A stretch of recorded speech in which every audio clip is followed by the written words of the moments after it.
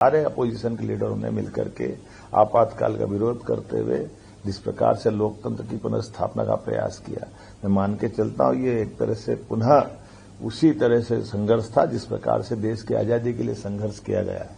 इसलिए इसे सभी मीसाबंदियों को लोकतंत्र सेनानी का नाम दिया गया। मुझे इस बात का गर्व है कि लोकतंत्र अगर आज एशिया में कहीं बचा है और दुनिया का सबसे बड़ा गणतंत्र अगर कहीं बचा है तो उसमें हमारी पार्टी के लोगों का योगदान है। अन्यथा कांग्रेस ने तो गला घोट दिया था। आपातकाल के कलंक की छाया से कभी मुक्त नहीं होगी। मेरी अपनी ओर से लोकतंत्र की सभी मित्रों को बधाई। आपातकाल दिवस, काला धब्बा, गणतंत्र के ऊपर तमाचा, कांग्रेस ने आज ही के दिन 1975 में 25 और 26 की रात ये जो कलंक लगाया था, इंदिरा गांधी जी ने अपने चुनाव हारने के बाद कोर्ट के द्वारा दिए गए निर्णय के परिप्रेक्ष्य में, चूंकि कोर्ट ने उनके चुनाव का योग्य बताते हुए राजनारायण जी को विजयश्री देने का निर्णय सुनाया था। लेकिन जैसा कि होता आया, कांग्रेस हमेशा अपने व्यक्तिगत स्वार्थ के लिए कानून, संविधान, व्यवस्था, किसी नियम को नहीं पालन करती है। और अंबेडकर जी के लिए आज ग्वालियर में कांग्रेस के मित्र घड़ियाली आंसू बहा रहे हैं। वो बेहतर होगा कि उपवास में याद करें कि अंबेडकर जी को जीते जी उनने कितना त्रास दिया है। अंबेडकर जी को जीते जी जिस संविधान निर्माता ने संविधान बनाया, उसको उस निर्वाचन की प्रक्रिया से उस पार्लियामेंट में भी नहीं जाने देने का पाप अगर किसी के सिर पे है तो कांग्रेस के सिर पे है। कांग्रेस ने उनको एक भी चुनाव जीतने नहीं दिया।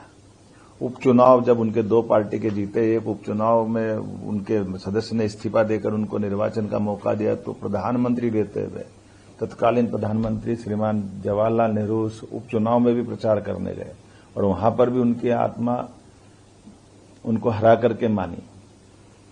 दुर्भाग्य के साथ कहना पड़ेगा, वो जीते जी उनको जितना कष्ट दिया, मरने के बाद भी, उनके शरीर छूटने के बाद, एक ऐसे महान अंबेडकर जी जिनने अपने जीवन के सभी पक्षों से समता आधारित समाज, संविधान, कितना योगदान दिया, लेकिन उनको देहावसान के बाद दिल्ली में उनके अंतिम संस्कार का भी मौका नहीं दिया है। मजबूरी में उनकी उस मृत शरीर को लेकर के हवाई जहाज से बंबई जाना पड़ा और उससे बढ़कर के कांग्रेस के लोगों ने अन्याय करते हुए उस विमान के किराए का वसूली भी उनकी पत्नी से की। कल्पना कर सकते कि कांग्रेस कहां तक नीचे जा सकती। जीते जी उनको काम नहीं करने देती है, जीते जी उनके कष्ट बढ़ाती है, हारने के मजबूर करती है, शरीर छूटने के बाद जलाने का मौका नहीं देती है। जिस विमान से ले जाते हैं उस विमान का किराया उनकी पत्नी से वसूल करती है। तो आज का दिन अच्छा है, ग्वालियर में कांग्रेसी मित्र उपवास कर रहे हैं। बेहतर होगा कि वो अपने उस कांग्रेस के अतीत के पापों की क्षमा प्रार्थना करें। और ये जो पूरा घटनाक्रम अंबेडकर जी के प्रतिमा को लेकर के ये पूरा संकट खड़ा किसने खड़ा किया? कांग्रेस ने पहले विरोध किया और कांग्रेस ही आज बजाय ये कोर्ट में, हाई कोर्ट के चीफ जस्टिस की कमेटी के पास जाए, उनसे वहां निवेदन करे कि हाँ आप जल्दी निराकरण करो, हमारा पक्ष सुनो, लेकिन बजाय वहां करने के वोट की राजनीति करने ग्वालियर में जनता को मूर्ख बनाने आए। जनता सब जानती है और बहुत अच्छा संयोग है। जिस दिन वो संविधान की आत्मा रोई थी, संविधान के साथ अन्याय करा था कांग्रेस ने, उस दिन उनने उपवास करते हुए ये दोनों झूठ के पर्दे खुलेंगे।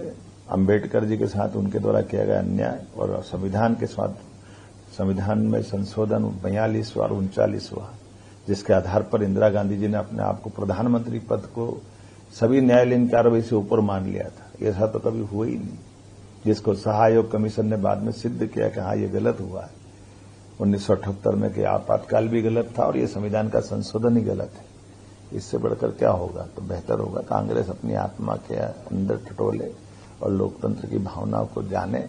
जनता इसीलिए उनको घर बिठाती है और ऐसी हरकतों से और जनता की निगाह में वो नीचे गिर रहे हैं।